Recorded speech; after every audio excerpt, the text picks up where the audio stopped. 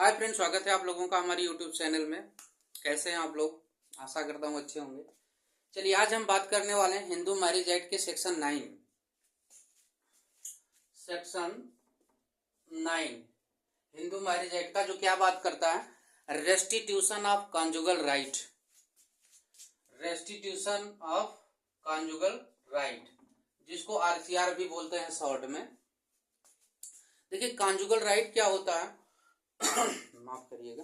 Conjugal right का मतलब होता है, अगर आपने शादी किया है, पति पत्नी आजकल सभी लोग शादी करते हैं, अगर आपने एक शादीशुदा बंधन में है तो आपकी ड्यूटी होती है जो सेक्सुअल रिलेशन आप उसको पूरा करिए, या जो आपके अदर दायित्व हैं, पति का साथ देना, या पति का दायित्व है कि पत्नी का साथ देना, कंपनी जो एक दूसरे की, वो पूरा करिए। तो अगर आप एक शादीशुदा बंधन में हैं तो आपका ये दायित्व है, आप इस रिलेशन को जो है पूरा करिए, इस दायित्व को आप अपने निभाइए। नहीं निभाते हैं तब इस सेक्शन 9 की जरूरत पड़ती है, अन्यथा नहीं पड़ती है। माफ कीजिएगा। तो ये सेक्शन जो बात करता है रेस्टिट्यूशन ऑफ कॉन्जुगल राइट, इस सेक्शन में देखिए, पति या पत्नी दोनों के पास क्या रेमेडी है, किस कोर्ट में पिटीशन फाइल कर सकते हैं, कहाँ से फाइल कर सकते हैं, तो सारे क्वेश्चन इसमें डील करेंगे। अगर वो जो कोर्ट ऑर्डर देती है उसको फॉलो ना करते हैं तो क्या आपको परिणाम उसका हो सकता है। तो चलिए वीडियो में बात करते हैं आगे। ये सेक्शन जो बात करता है, इसके लिए देखिए कुछ कंडीशन होती है। अगर आप पिटीशन लेके कोर्ट में जा रहे हैं, जिसे पति या पत्नी दोनों में से कोई, ये दो सेक्शन दोनों के लिए है, चाहे आप पति हो या पत्नी हो। जैसे मान लीजिए आपने शादी किया है, आप एक पत्नी है, आपका पति बेवजह आपको छोड़ के कहीं बाहर रह रहा है। यहाँ पे इंटेंशन बहुत जरूरी है, आपका इंटेंशन होना चाहिए छोड़ने के लिए। ऐसा नहीं कि मान लो आप जॉब कर रहे हैं किसी वजह से, या पत्नी कहीं जॉब कर रही है और घर पे नहीं रह रही है पति के साथ, वो फिर नहीं होगा। उसका इंटेंशन है, जैसे बात हो रही है, वो कभी कभी वापस आ रही है 6 महीने साल भर में, तो वो सारी चीजें इसमें कवर नहीं होंगी। यहाँ पे इसका इंटेंशन हो कि वो उसको छोड़ दिया है पति को बेवजह, न बातचीत हो रही है न कुछ हो रहा है, इंटेंशन उसका बहुत जरूरी होता है। तो यहाँ पे अगर आप पिटीशन लेके कोर्ट के सामने जा रहे हैं, पति या पत्नी बिना वजह, आप पत्नी है तो पति छोड़ के बाहर रह रहा है, और पत्नी है पति छोड़ के बाहर रह रहा है, पति है तो पत्नी बेवजह मायके जाके रह रही है, कहीं और रह रही है बिना वजह, बिना किसी कारण के, तो जो भी पीड़ित पार्टी है वो पिटीशन के लेकर जा सकती है। क्या प्रोविजन है?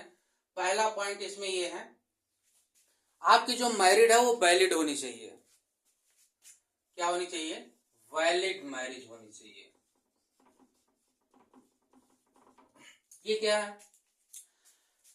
मान लीजिए आपके पति ने पहले से ही एक शादी कर रखी हो, या पत्नी ने पहले से ही एक शादी कर रखी हो, आपसे उसने दूसरी शादी की है, आप उसके खिलाफ क्रिमिनल प्रोसीडिंग में जा सकते हैं। आईपीसी इंडियन पिनल कोड में, या भारतीय न्याय संहिता का जो भी बाइगेमी का प्रोविजन है, आप उसमें उसके ऊपर केस फाइल कर सकते हैं। लेकिन इस सेक्शन के लिए आप नहीं जा सकते, क्योंकि वो मैरिज वैलिड नहीं है।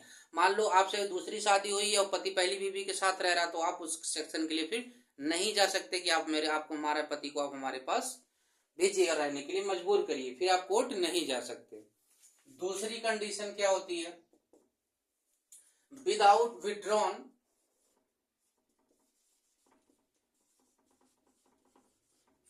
From society.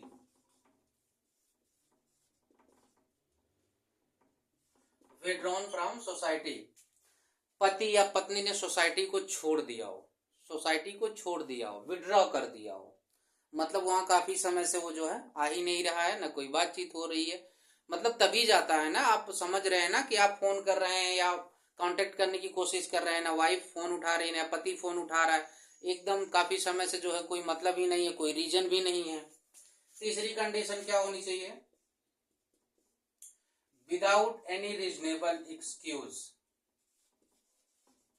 Without any reasonable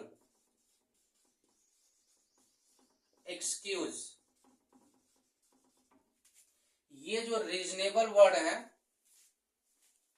ये बहुत ही ब्रॉड शब्द है, इसमें बहुत चीजें कवर हो जाती हैं। अगर कोई रीजन है छोड़ के रहने का, तब इस सेक्शन का लाभ आपको नहीं मिलेगा। रीजन मान लेते हैं, मान लीजिए आप एक पत्नी हैं, आपका पति एडल्ट्री में, एडल्ट्री का मतलब किसी और वाइफ, किसी और औरत के साथ उसका अफेयर है, या आप ससुराल में आप हैं, आपके साथ डोमेस्टिक वायलेंस हो रहा है, आपके साथ मारपीट हो रही है, आपके साथ क्रूअल्टी हो रही है, या आपसे दहेज की मांग की जा रही है, डोरी के लिए आपको परेशान किया जा रहा है, या आपका पति नपुंसक है, इम्पोर्टेंस है, सेक्सुअल रिलेशन एस्टेब्लिश करने के लिए जो है एलिजिबल नहीं है, या और भी बहुत सारे रीजन होते हैं कि मतलब कोई एक रीजन हो आप उसको छोड़ के रह रही हैं, तब इसका लाभ आपको नहीं मिलेगा।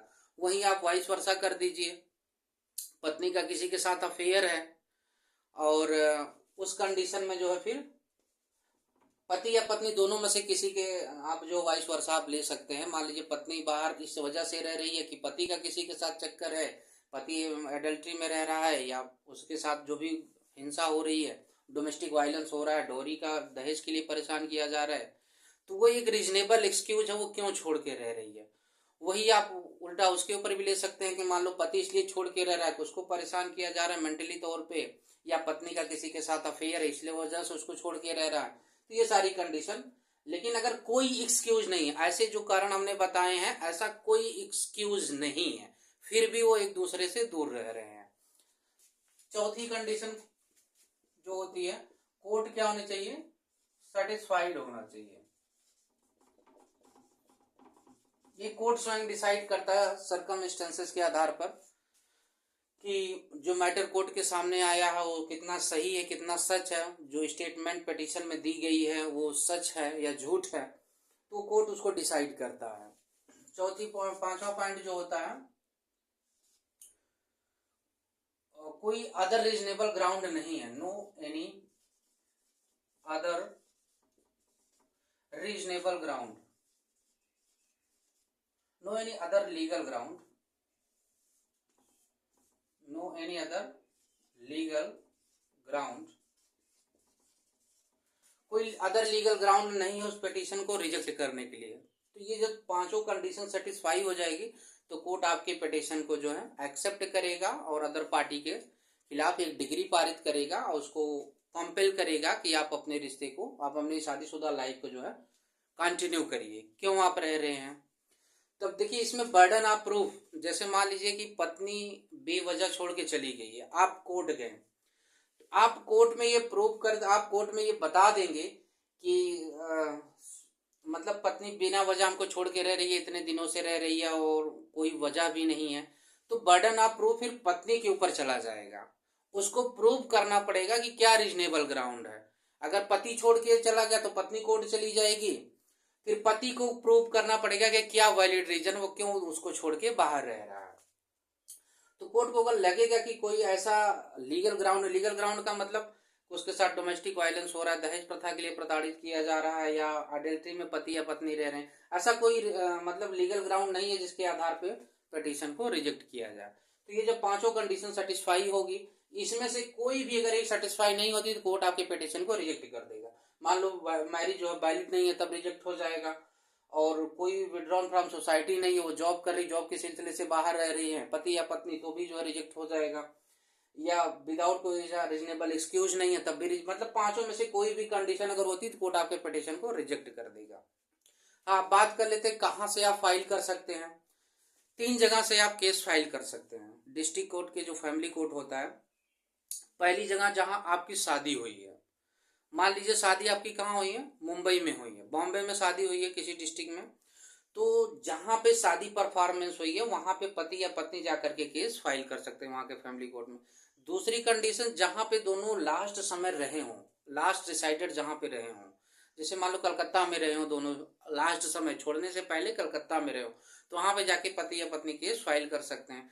तीसरे में पत्नी जहां पे रह रही हो, अभी प्रेजेंट टाइम में पत्नी जहां पे है वहां से मान लो मायके में रह रही है, जॉब कर रही है कहीं से, वहां से वो केस फाइल कर सकती है। तो आपको कहना चाहेंगे कि आप लोग इस केस के लफड़े में मत पड़िए, आपसी समझौते से जो है अपने शादीशुदा आपकी लाइफ है उसको कंटिन्यू करिए। कोर्ट में जाने पे फिर आप समझते हैं कि प्रोसीडिंग कितनी लंबी चलती है, कभी कभी जल्दी भी हो जाती है, बेवजह आपको समस्या झेलना पड़ता है। तो बाकी ये कोर्ट का प्रोसीजर है, आप दूसरी पार्टी को कंपेल कर सकते हैं कि आप मैरिज लाइफ को कंटिन्यू करिए, क्योंकि जानते हैं कि जब शादी रिलेशन में आते हैं तो अगर पति या पत्नी एक दूसरे को छोड़ के रह रहे हैं, जो बच्चे हैं वो परेशान होते हैं, पूरी फैमिली डिस्टर्ब होती है। अब देखिए इसमें एक प्रोविजन क्वेश्चन ये उठा था, कॉन्स्टिट्यूशनैलिटी। हमारा जो फंडा मतलब इंडियन कॉन्स्टिट्यूशन है, आर्टिकल 21 क्या बात करता है, right to life and personal liberty, no person shall be deprived from his life और personal liberty except procedure established by law. क्या कहता है कि आपको आपके पर्सनल लाइफ या पर्सनल आपके लाइफ या पर्सनल लिबर्टी से आपको वंचित नहीं किया जाएगा। यहाँ पे कोर्ट क्या कर रही है, किसी को मतलब कंपेल कर रही है, आप फला व्यक्ति के साथ जाके रहो और सेक्सुअल रिलेशन को कंटिन्यू करो, एक प्रेशर डाल रही है कि आपके फंडामेंटल राइट का वायलेशन नहीं है। तो ये क्वेश्चन उठाता, देखिए जहां क्वेश्चन उठाता टी सरिता वर्सेस वेंकटा सुबैया में 1983 में क्वेश्चन उठाता, तो वहां पे आंध्र प्रदेश हाई कोर्ट ने ये बोला था कि सेक्शन 9 हिंदू मैरिज एक्ट का ये हमारे फंडामेंटल राइट का वायलेशन करता है, इसको अनकॉन्स्टिट्यूशनल किया था। बाद में जो है इसको सुप्रीम कोर्ट ने सरोज रानी 1984 में, सुदर्शन कुमार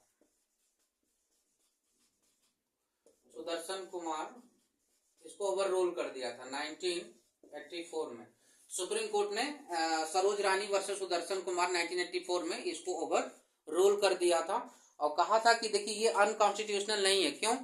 क्योंकि सुप्रीम कोर्ट ने कहा था कि अगर मान लीजिए कोर्ट ने ऑर्डर पारित किया, देखिए जो कोर्ट ऑर्डर देता है वो सीपीसी का ऑर्डर 21 और रूल 32, सीपीसी का जो ऑर्डर है 21 और रूल 32 ये बाइंडिंग होता है पार्टी के पास उसको पूरा करना। अगर नहीं पूरा करता है तो आपके खिलाफ कंटेम्प्ट ऑफ कोर्ट की प्रोसीडिंग भी चल सकती है, आपकी प्रॉपर्टी को भी अटैच की जा सकती है, आपको सिविल डिटेंशन भी हो सकता है। तो ये सीपीसी का ऑर्डर 21 रूल 32 में जो डिग्री जो है ये पारित होती है। तो कोर्ट ने कहा कि मान लीजिए कि आपके खिलाफ जो है ऑर्डर पारित हो गया, आप उसको पूरा अगर नहीं कर रहे हैं तो आप 1 साल के बाद आप डाइवोर्स के लिए जा सकते हैं। कि कहाँ आपको कंपेल किया जा रहा है, आपको बस इतना कंपेल किया जा रहा है कि आप अगर आपने शादी किया है, अगर आपको नहीं रहना है तो आपको शादी ही नहीं करनी चाहिए थी। बेवजह बच्चे परेशान हो रहे हैं, दोनों फैमिली परेशान हो रही है आपकी वजह से, तो इतना कोर्ट का दबाव जो है, इंटरफेरेंस जो है जरूरी है आपकी शादीशुदा लाइफ को बचाने के लिए। और बाकी तो आपके पास है ही, अगर मालूम नहीं पूरा कर रहे हैं 1 साल तक, अगर आप कोर्ट जो है ऑर्डर दिया आप उसको नहीं सेटिस्फाई कर रहे हैं तो आप जुडिशियल सेपरेशन का ऑर्डर हो जाएगा 1 साल तक, उसके बाद आप जा करके तलाक ले सकते हैं, डाइवोर्स ले सकते हैं। तो आपको कहाँ कंपेल किया जा रहा है कि आप जाके वहां पे रहिए ही, आपके पास अदर रेमेडी भी तो है। तो ये रहा फ्रेंड्स आज की इस वीडियो में। आशा करता हूँ वीडियो आपको पसंद आई होगी। वीडियो को लाइक कर लीजिए, चैनल को सब्सक्राइब कर दीजिए। मिलते हैं अगली वीडियो में, तब तक के लिए नमस्कार।